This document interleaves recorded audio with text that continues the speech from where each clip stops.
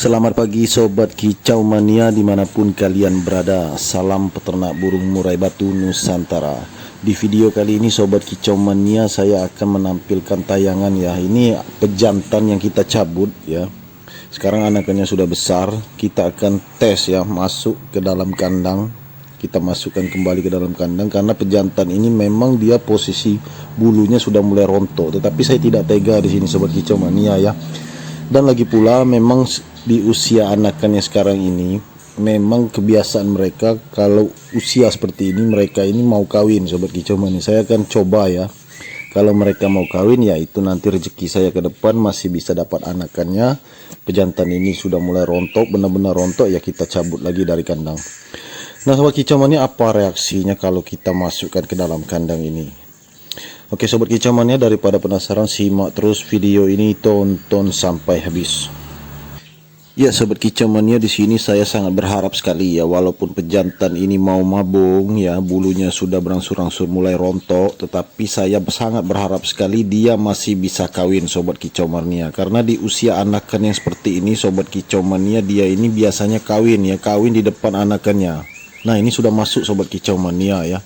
Memang agak sedikit kaget mereka. Nah, apakah mereka ini bisa menerima ya keberadaan pejantan ini yang kita masukkan kembali ke dalam kandang? Memang ada kelihatan di sana sepertinya betina ini marah Sobat Kicau Mania. Marah dengan pejantan ini, kita tidak tahu ya. Itu mungkin bahasa mereka seperti apa kita tidak tahu. Jadi pejantan ini merasa takut ya. Tetapi anakan murai batu ini, anak-anaknya menerima Sobat Kicau Mania. Tidak ada yang takut, tidak ada yang panik ya. Nah Sobat Kicau Mania, ini juga kita tunggu ya, sudah lama kita tunggu, tidak ada yang namanya dibantai.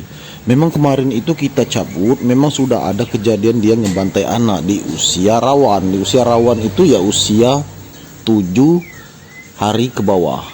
Nah dari usia 0 sampai 7 hari itu memang rawan pembantaian Sobat Kicau Mania. Nah sekarang anakannya sudah menjadi trotol, sudah turun glodo ya kan, usianya sudah di atas 15 hari. Nah, apakah pejantan ini akan membantai anakannya? Jadi jawabannya, pejantan ini juga tidak membantai anaknya Sobat Kicau Mania ya. Pejantan ini mengerti. Begitupun dengan betina ini ya. Kelihatan di sana betina ini marah dengan pejantan, tetapi pejantan ini tetap ingin membela diri kalau dia benar-benar nyaman masuk ke dalam kandang.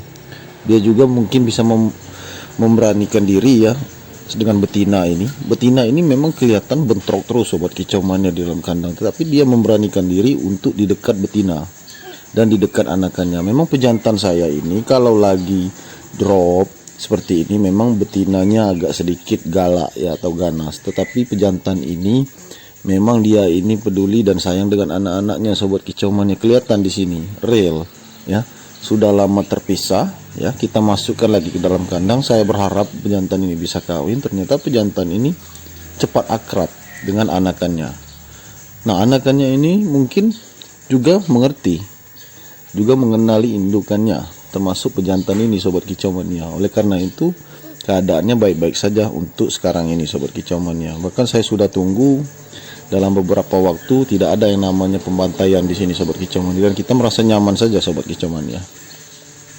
Nah Sobat Kicau Mania, teknik yang saya lakukan ini ya adalah teknik agar pejantan ini tetap mau kawin dengan betina ini, karena memang kebiasaannya seperti itu. Di usia anakannya seperti ini biasanya mereka ini ingin kawin dan cetak anakannya lagi, jadi mereka ini akan punya adik. Nah ini saya melakukannya ya, saya yakin saja Sobat Kicau Mania, ini bismillah saja ya Sobat Kicau Mania, kita harus yakin.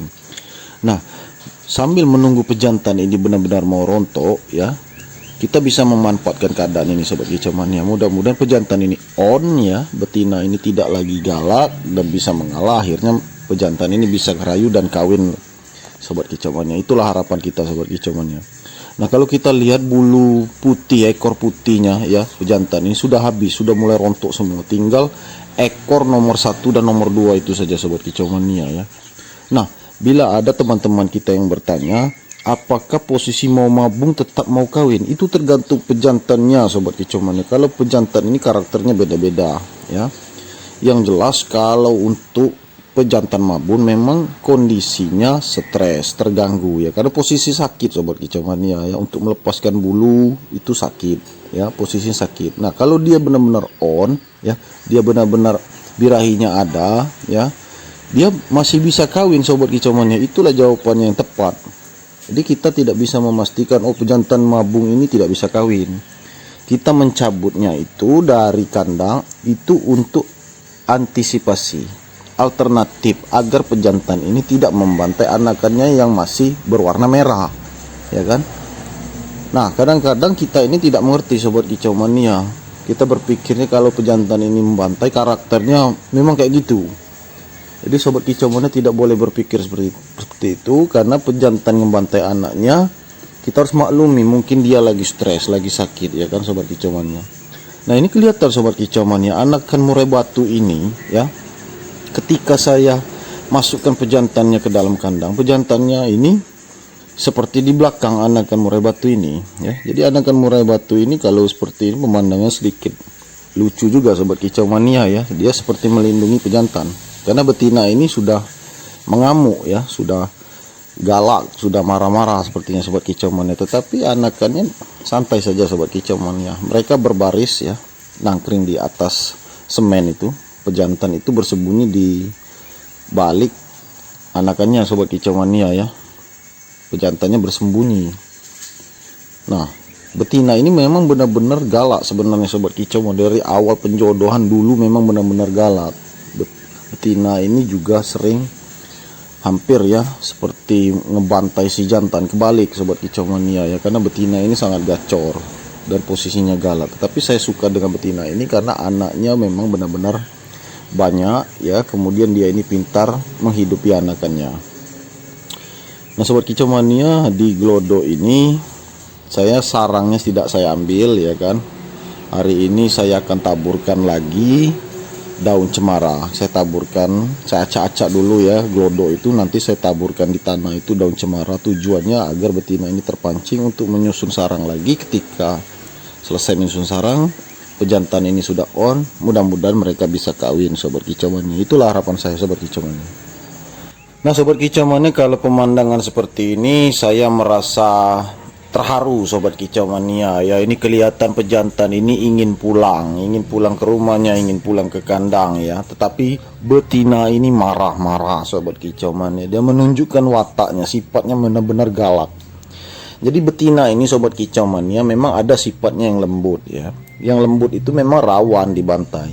Tetapi betina di kandang saya ini semuanya galak. Nah, dibalik sifatnya yang galak, ganas, dia juga penuh kelembutan apabila dengan anak-anaknya. Kemudian seperti yang kita lihat sekarang ini sobat kicau mania ya, kelihatan itu pejantan saya itu ketakutan karena betina ini terlalu galak. Tetapi saya yakin saja sobat kicau mania ya, seperti yang kita lihat sekarang ini pemandangan yang unik sobat kicau mania ya. Nah, untuk sekarang ini tugas saya hanya menunggu sobat kicau mania, apakah pejantannya on. Kalau on, dia akan kawin. Setelah kawin beres, betina ini bertelur dan mengeram. Saat itu juga saya ambil lagi, saya cabut lagi pejantan agar pejantan ini fokus kembali untuk mabung.